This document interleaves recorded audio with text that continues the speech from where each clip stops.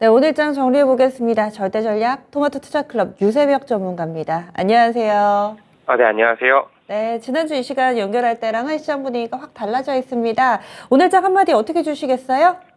오늘 같은 경우에는 낙폭 과대주들의 회복이 좀 두드러졌다. 한마디로 좀 빨간불을 많이 켜주었던 하루다라고 좀 말씀을 드리겠습니다. 네, 그쵸. 시원스럽게 반등이 좀 나왔고 또 그랬던 종목군들이 반등 움직임을 주도해 줬는데 좀 더 세부적으로 어떤 점이 눈에 띄셨어요?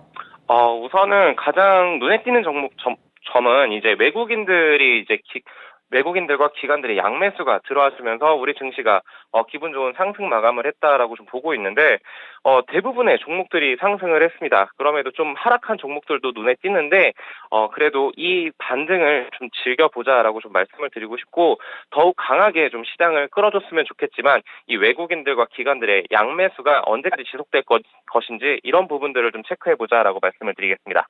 그럼 왜 샀을까요? 네.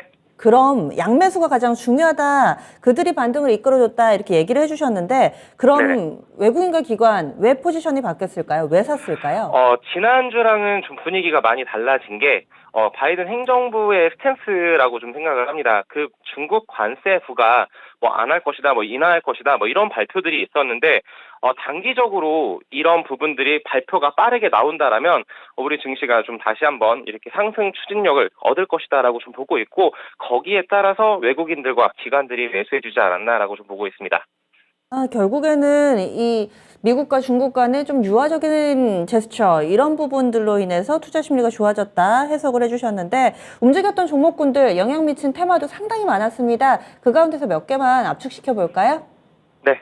우선은 이제 우크라이나 재건 회의 개최 속에서 이 재건 규모가 7,500억 달러 추정 소식 등의 건설 기계 관련주들이 이렇게 상승을 해 주었습니다.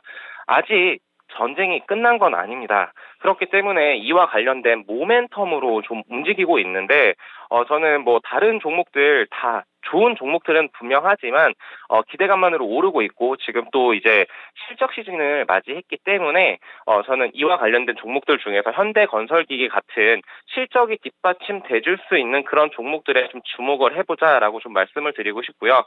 그리고 이제 코로나19 신규 확진자가 40일 만에 최고치를 경신을 하면서 18,000명에 육박을 한다? 뭐 이런 소식들이 들려오고 있습니다. 제 주위에서도 코로나가 다시금 확진되는 그런 모습들을 보여주고 있는데 여기에 따라서 이제 SK 바이오사이언스라던가 아니면은 진단키트 관련주들이 굉장히 강한 모습들을 보여줬습니다. 근데 이 부분들 관련해서는 저는 이제 재료의 소멸이라기보다는 저는 이제 앞으로 추가적인 그 예전에 정말 코로나 때처럼 강한 상승세가 지속적으로 나올 것인가에 대해서는 조금 보수적인 의견을 좀 드리고 싶고 그렇기 때문에 보유자의 영역이지 신규 진입 관점으로는 좀 보수적으로 대응하자라고 좀 말씀을 드리고 싶습니다. 그리고 이제 러시아 휴전 선포 가능성 등의 이제 비트코인 가격 상승 속에서 이 코인 관련주들도 좋은 흐름을 보여줬는데 뭐 다날이라던가 비덴트, 우리기술투자 이런 관련주들이 좀 변동성을 보여주었던 하루였다라고 좀 보고 있는데 이제 완전히 그 위험자산 선호 심리가 되살아난 점은 아니기 때문에 이와 관련된 투자들도 지금 조금 보수적으로 좀 보자라고 좀 말씀을 드리고 싶습니다. 그래서 중요한 증시 일정들 어떤 게 있나요? 네, 우선은 미국 FOMC 의사록이 이제 한국 시간으로는 목요일 날 발표가 될 예정인데, 그리고 이제 6월 ISM 비제조업 지수도 발표가 됩니다. 그래서 연준이 지금 주목하고 있는 지표 발표들이기 때문에 우리 또한 주목을 해보면서 여기에서 이제 연준이 자이언트 스텝으로 갈지, 빅 스텝으로 갈지 이런 부분들도 좀 체크를 해봐야 되겠고, 결국에는 금리 인상은 뭐 예견된 사실이기 때문에, 저는 아까도 말했었던 바이든 행정부, 중국 관세부가 인하된다, 뭐 이런 소식이 있는지 그런 점들을 좀 체크해보자라고 말씀을 드리겠습니다. 네, 그래서 중요한 일정들까지 좀 점검을 해주셨어요. 전략 듣기 전에 시장 어떻게 좀 전망하시는지 이 반등 움직임이 언제까지 어느 정도의 강도로 좀 진행될 거라고 보시나요? 저는 7월 중순까지는 저는 괜찮을 것이다라고 좀 보고 있습니다. 지금 워낙 하락폭이 컸었고, 그리고 S&P 같은 경우에는 25%, 나스닥 같은 경우 28% 가까이 빠졌다가 이제 반등이 시작되고 있는데, 저는 우리 증시 또한 7월 중순까지는 실적 시즌 돌입하면서 조금 어느 정도 상승세가 나오고, 그리고 휴가철을 맞이해서, 그리고 자동차 관련해서는 또 파업들도 어느 정도 예견이 되고 있어요. 그렇기 때문에 저는 중순까지는 좀 좋은 흐름을 보여주다가 7월 하반기부터는 조금 조정받는 그런 국면을 보이지 않을까라고 보고 있고, 코스피 지수로는 본다면은 2250에서 2450포인트 이 박스 구간을 이 구간에서 횡보를 좀 보여줄 것이다라고 보고 있습니다. 네. 뭐 강한 추세를 돌려놓는 반등까지는 아닌 걸로 보시네요. 그리고 기간으로도 짧게는 한 열흘에서 보름 정도 이 정도의 반등 움직임 예상해주고 계신데, 이에 따라서 전략을 어떻게 세울까요?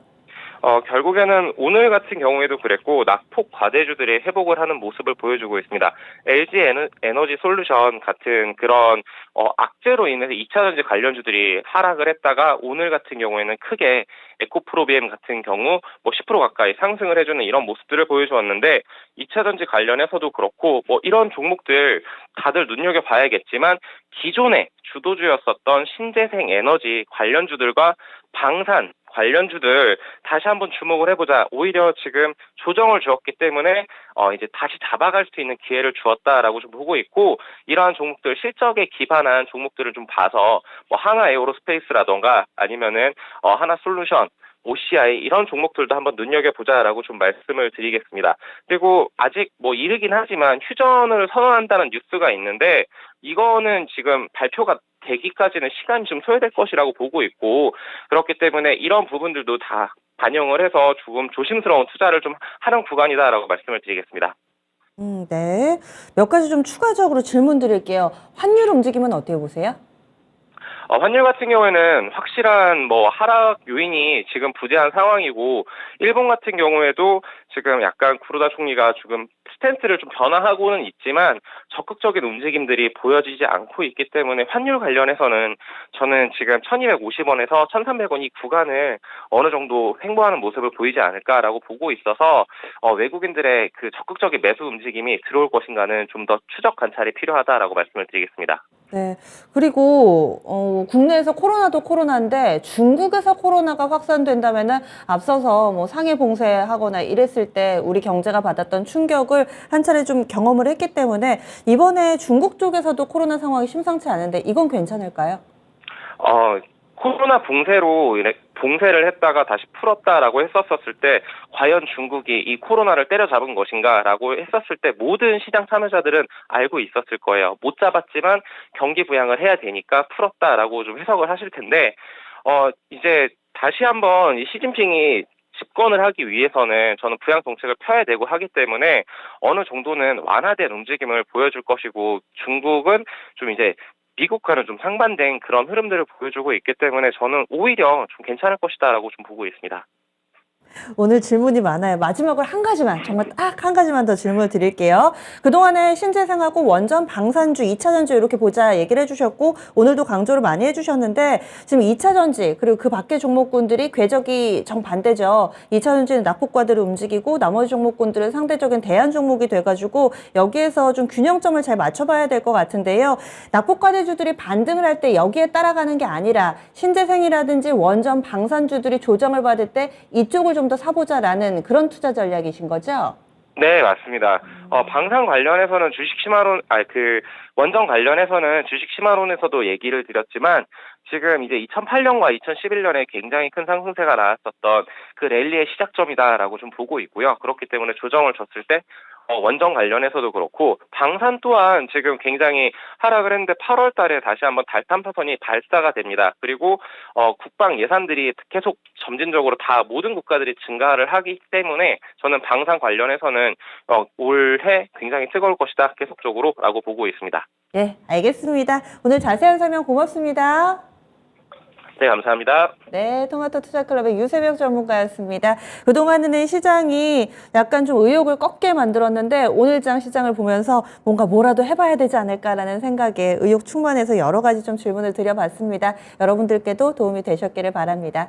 지금까지 다양한 투자 판단에 대한 도움 말씀드렸고요. 종목의 상승 하락을 보장하지는 않습니다. 남은 시간 진짜 쉬운 진단과 또 이토마토 홈페이지, 유튜브 통해서 펼쳐지는 무료 온라인 공개 방송도 적극적으로 활용해 주시고요. 내일 아침에 저는 다시 찾아뵙겠습니다.